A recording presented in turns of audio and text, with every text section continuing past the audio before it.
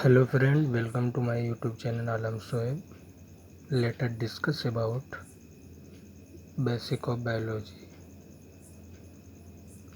Biology पढ़ने से पहले हमें बायोलॉजी कुछ बेसिक पॉइंट पर ध्यान देना होगा, जिससे हमें बायोलॉजी का बेस बनाने में हेल्प मिलेगा.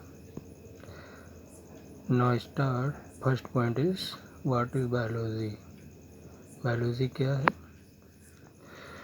Science of branch in which study of living organism, यानी कि विज्ञान की वह शाखा जिसमें हम लिविंग ऑर्गेनिज्म के अध्ययन करते हैं, बायोलॉजी कहलाती है. दूसरा पॉइंट है फादर ऑफ बायोलॉजी. बायोलॉजी का फादर किसे माना जाता है? एरिस्टोटल को माना जाता है. क्यों माना जाता है? क्योंकि सबसे पहले इन्होंने एनिमल के classification, cell structure, embryonic development के बारे में बताया था, इसलिए इन्हें फादर ऑफ बायोलॉजी माना जाता है. दूसरा पॉइंट है, यानी कि नेक्स्ट पॉइंट है biology term given by. Biology जो टर्म है किसने दिया था?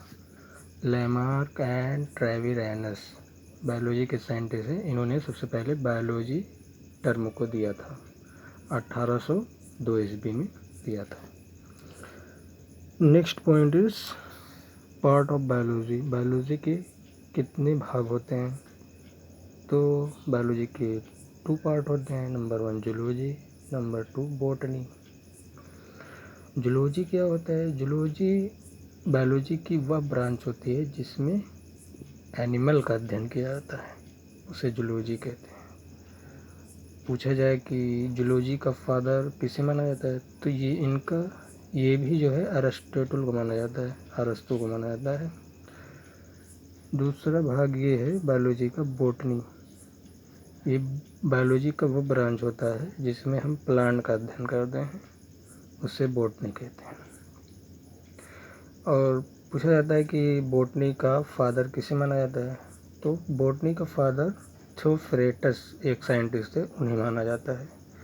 उन्हें इसलिए माना जाता है, वो प्लांट के ग्रोथ, फोटोसिंथेसिस, सेल स्ट्रक्चर के बारे में बताया था,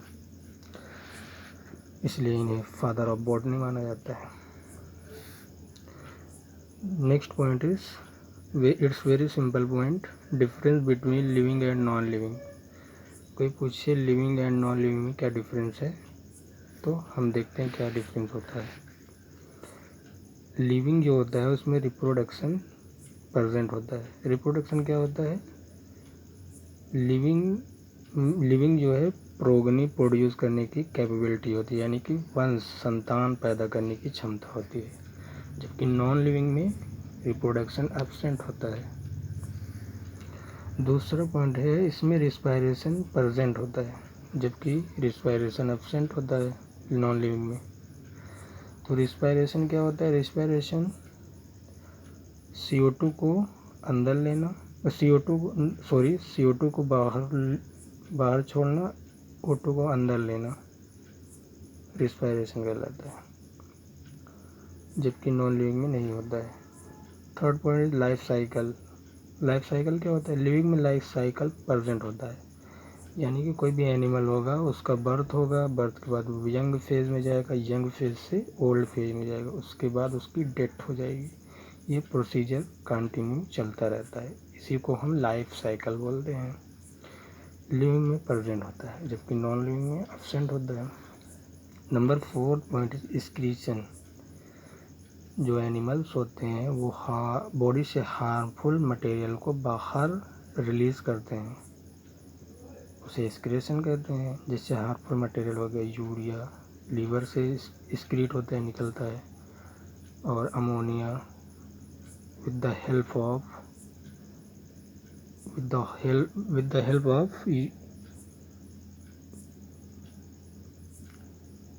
filtered by kidney. Non living में एक्सक्रीशन एब्सेंट होता है. Number 5th point is nutrition. Nutrition present होता है, कोई भी लिविंग होगा वो अपना भोजन बनाएगा, उनकी भोजन की आवश्यकता होगी, नेसेसरी होगी, जबकि इसमें जो है नॉन लिविंग में न्यूट्रिशन एब्सेंट होता है। 6 पॉइंट इज जो भी लिविंग होते हैं उनमें ग्रोथ प्रेजेंट होता है, यानी कि वो लंबाई, चौड़ाई, मोटाई में बढ़ते रहेंगे, जबकि नॉन लिविंग में ग्रोथ एब्सेंट होता है। 7 पॉइंट इज मेटाबॉलिज्म। जो लिविंग होते हैं उनमें मेटाबॉलिज्म प्रेजेंट होता है। मेटाबॉलिज्म क्या होती है? मेटाबॉलिज्म उसे कहते हैं हमारे शरीर में बहुत से मॉलिक्यूल टूटते और बनते रहते हैं। तो हम इसे डिफाइन इस तरह कर सकते हैं, सिंपल मॉलिक्यूल का कॉम्प्लेक्स मॉलिक्यूल में बनना, कॉम्प्लेक्स मॉलिक्यूल का सिंपल मॉलिक्यूल में टूटना, इस कॉल्ड मेटाबॉलिज्म। लिविंग जो होता है उसमें प्रेजेंट होता है और नॉन लिविंग मेटाबॉलिज्म एब्सेंट होता है। तो आज फ्रेंड हम लोगों ने जाना कि बायोलॉजी की बेसिक क्या होता है। तो आज का कोट है, if you can continuous hard work ensure success in life. इसका मतलब ये है, यदि आप कंटिन्यू लगातार मेहनत करते हैं तो श्योर यानी कि निश्चित आप लाइफ में सक्सेसफुल होंगे, सफल व्यक्ति बनेंगे। Thank you for watching my YouTube channel.